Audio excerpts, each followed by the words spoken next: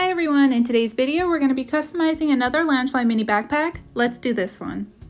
You can probably see this bag originally started out as the Disney Doghouse's all over print bag. Today we'll be changing it into Paranorman. This is a custom metal plate that I made previously, but I do plan on doing a video on how I make these custom nameplates in the future. There's a couple of wonky stitchings on this bag, but I'm just going to work with it and see how it goes. Let's look at the fabric we'll be using today. Let's check out Paranorman. Isn't he that weird kid? No, look at me. I'm talking to ghosts so people will pay attention to me. How cool is this fabric? We have all the main characters on it, as well as a couple scenes like when the zombies are on top of the truck or when Neil is playing with his dog's ghost. I couldn't be more excited to make a bag. Before we get into the story of Paranorman, I just want to show you my process on changing the nameplate. I start by cutting a line across the very top lining of the inside of the bag. I then take a small flat screwdriver and pry apart those metal clasps. Once one side's loose, I wriggle it out from the front, and the nameplate is easy to come off. Since I already still have the metal backing on the inside lining, I'll just insert the Paranorman plate and close this metal clasp. And that's it. Super simple, and I'll finish it off while using fabric glue to close up the previous slit I made.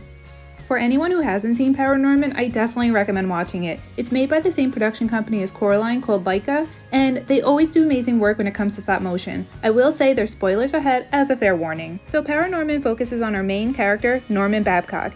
He's that type of kid in school who no one quite understands, he keeps to himself, some would describe him as weird, but he's a nice kid, just misunderstood, and that's probably because he can speak to ghosts. Yo, Norman, you playing hooky? No, I'm just late for school, sorry, I gotta go. Someone who does like Norman though and thinks his ability to talk to ghosts is cool is a kid named Neil, who's also a misfit in himself. He often gets bullied for being overweight. At one point, they go over to Neil's house so Neil can play with his dog's ghost through Norman's help. Good boy. Can he feel if I pet him? Yeah, I guess. Bubby wubby boo. That's not his chin. That part always cracks me up. Okay, on to another misfit in the movie is Norman's great uncle Pendergast, who's kind of exiled from the family basically for being a more manic, paranoid version of Norman, since he too can speak to the dead. You know who I am. I can see ghosts too. Uncle Prendergast takes tons of meds, and I guess he comes to a realization that he's on borrowed time, so he frantically needs to get a hold of Norman. And why is that, you ask? Well, apparently an old evil witch put a curse on the town long ago, and every year in the anniversary of her death, she'll wake at sunset and make the dead rise. But Uncle Prendergast prevents this by reading the Sleeping Beauty bedtime story at her gravesite before the sun sets, keeping her asleep for another year. But with his death around the corner, it's now up to Norman to keep the town safe. And after a failed attempt to warn Norman, Uncle Prendergast dies suddenly of a heart attack. But no worries, because it's his ghost that will confront Norman in the most unusual of places.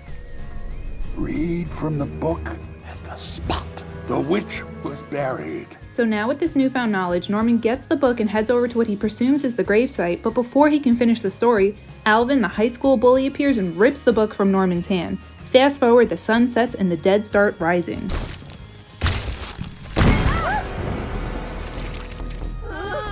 Seven zombies to be exact. So it turns out witches weren't considered people, so she was never buried where Norman was reading the story to begin with, which is why it didn't work. New mission, find the unmarked grave of the witch. The whole town goes into a crazy mob mode when they're confronted with the zombies. Meanwhile, Norman and his friends reunite and they go to the town hall and hope to find info on the witch's burial site in the archives.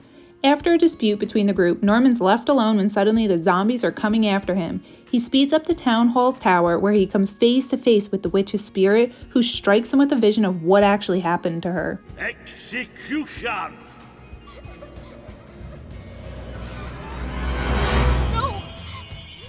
It turns out the evil old witch was not evil or old or a witch at all.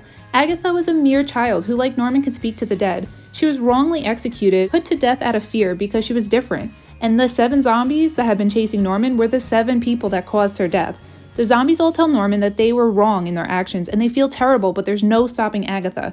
They need him to read her the bedtime story at the correct site to put her to sleep. But Norman realizes this only puts a band-aid over the problem. He decides he needs to confront Agatha head-on and help her heal instead. After one of the zombies shows Norman where her unmarked grave is, a battle begins between Norman and Agatha's enraged spirit. Norman tries to remind Agatha who she is and the good within her, and Agatha tries to resist letting Norman in at all costs, even if it means hurting him.